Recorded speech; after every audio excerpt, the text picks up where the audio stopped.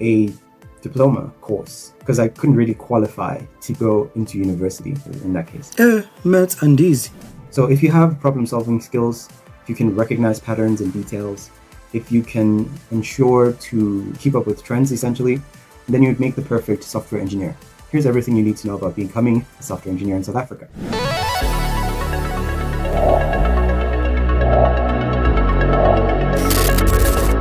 Hey friends, welcome back. So today I thought I would do something differently. A lot of people don't even know how to get into this profession or where to start, which degrees to do, what do they need in their high school years and stuff. And I know this might be a little late to the trend, but I'm hoping that whoever's watching this may find some value from it. A lot of people don't even know what a software engineer is.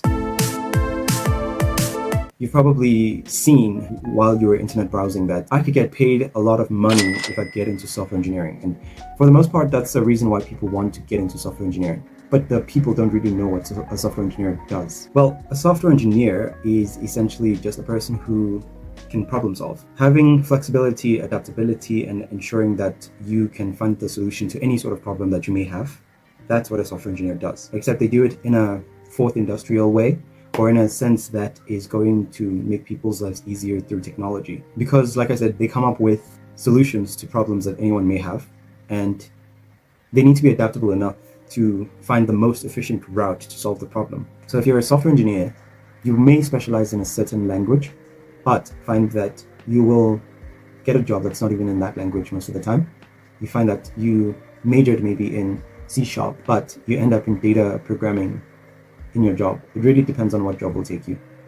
Because when we're studying during the 3-year period, they introduce a bunch of modules, and there's a point where you get to choose an elective, which is like the module you want to major in. But essentially, that's only if you're going through the graduate route, if you want to get a degree. Information technology is broad. Other people get into computer science, which is a lot more different from actual software engineering. Some people are in the cybersecurity space, some people are in the robotics, some are in the data science department, some are in the mechanical aspects of it. It's so broad and different. And the mechanical side, I guess it's the technical, the networking, the administrators, and all those people fall under that. By technical, that's what I mean. So if you have problem solving skills, if you can recognize patterns and details, if you can ensure to keep up with trends essentially, then you'd make the perfect software engineer. So I rarely talk about myself on this channel. By profession, I'm a software engineer. Well, about to be a software engineer. I'm currently in my final year of becoming a software engineer, getting a software engineering degree. I actually have a diploma already, mastered 6 years of software engineering. So I've just about learned a lot of languages you could think of. Nerd. I've even done some of the web designing stuff, web development and all of those things. Right now I'm specializing in Java and Java enterprises and stuff, which I'm hoping to land a job in that department. The way that I went about it is I found a diploma course because I couldn't really qualify to go into university. Dina. If you don't qualify to get into university, it's not the end of the world. You may have a lot of other routes. That's the fun bit about getting into software engineering. Some people do it without even going through the school routes like I did. They don't do the degree, they don't do diplomas, but they learn. And there's plenty of resources on YouTube that can teach you how to program. Basically, how we solve problems in software engineering is finding out what's the quickest route to get there, finding out which is the easiest. And yes, with the rise of AI, we are implementing a lot of that into our work. Being a software engineer kind of feels like being an artist in the way that you have to think of a solution, you have to think of what people will like, how they'll receive it. Sometimes if you're in the designing bit, that's when you're dealing with people the most. But essentially it's about finding out which technologies work best for which problem and finding a way to tackle it. And in any case, it's not as hard as you think. So like I was about to say, getting into the field of software engineering isn't as hard as it looks to get into. I didn't even study computer studies. I think a lot of people in their grade 11s, grade 10s choose that as their elective. I didn't have that option. So I did study physics and mathematics, and I did very poorly on those, which is part of the reason why I didn't get into any university. So I had to go the private route. So I went to find different schools that offered the program that I was looking for. I could have done it, I suppose, at a TVET college, but I felt like I would be lacking in the things I actually wanted to do. I doubt that the government's curriculum is as up to date as I would like it to be. So I decided, you know what I will do? I landed in the software engineering, which is something I've always wanted to do. I knew that I wanted to get into software development when in high school. I wasn't really an A student. I did my best. I was like a C student at best, and I figured, studying really is not for me. I'm very well versed in technology, and I grew up with a lot of exposure to it. And I just felt maybe I should try out information technology. And when I looked through UJ, University of Johannesburg, when I looked through their catalog, what they had was computer science. Pretty sure they have other stuff there, but it was like 6 years ago when I was looking at this. Now I'm 24, by the way, so yeah, it was a while ago since I left my matric. I looked into UJ's catalog, and all I could find essentially was computer science, and my APS score was close enough, almost. I almost got into the computer science degree, but like I said, I had poor score when it came to mathematics and physics, which was terrible. The APS score I think you needed was about 29, and I had 27. But they did offer an option. If you can get up one of your marks, they could admit you into I don't know what they call it, but essentially they extend one more year to your degree. So the computer science offered 3 years as it is, but if your marks aren't that great, they add another year so that you can tackle a couple more modules. Okay, geniuses, so these are the new requirements. As you can see, you need level 5 for English and a level 7 or whatever it is. I don't care. I really couldn't care less. But I'm glad I didn't get into this program. Otherwise, I would have been cooked, bro. Because what is this? What is this? That meant I would do 4 years plus 1 more year of upgrading a module. And I could have done that, but I didn't. So I did a diploma with Damlin. Boo, boo, boo. I mean... Aww. Carry on. Some of y'all may know it. It has notoriously been around the news. I did my diploma through them. I could understand why people were upset by it. It was this reputable college that has existed for years in South Africa, and it's part of the IIE, which is the Independent Board of Education.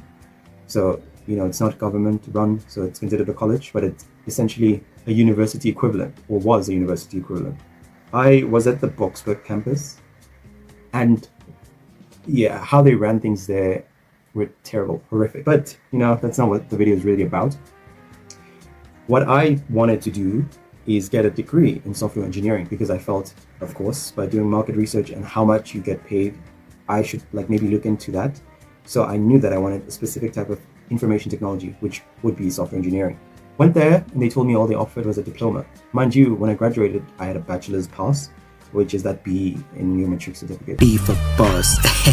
So I could qualify for a degree. That's essentially what it means. And they only offered me a diploma. And I said, you know what? Because I was rejected at the other institute, I don't know. I applied for a bunch of lousy courses. Lousy for me. May not be the same for you. Yeah, boy. I think one of them was like food technology or something. Got rejected there anyway because my APS score was not as good. Surprisingly, I still got a B, which I don't know how they worked that out with the government and stuff. They offered only diploma in information technology, and I think it was around 360 credits for that diploma, if that even matters. And I thought, that would be amazing because, a degree is right next to that. I don't know how many credits a degree needs, but it was pretty close. And I was like, what? If I want to choose to then upgrade to a bachelor's degree, I could do that. So I did that. I signed up for that diploma, and unfortunately it was a 3-year diploma. I say unfortunately because, that's not really what I wanted. Not that there's much of a difference.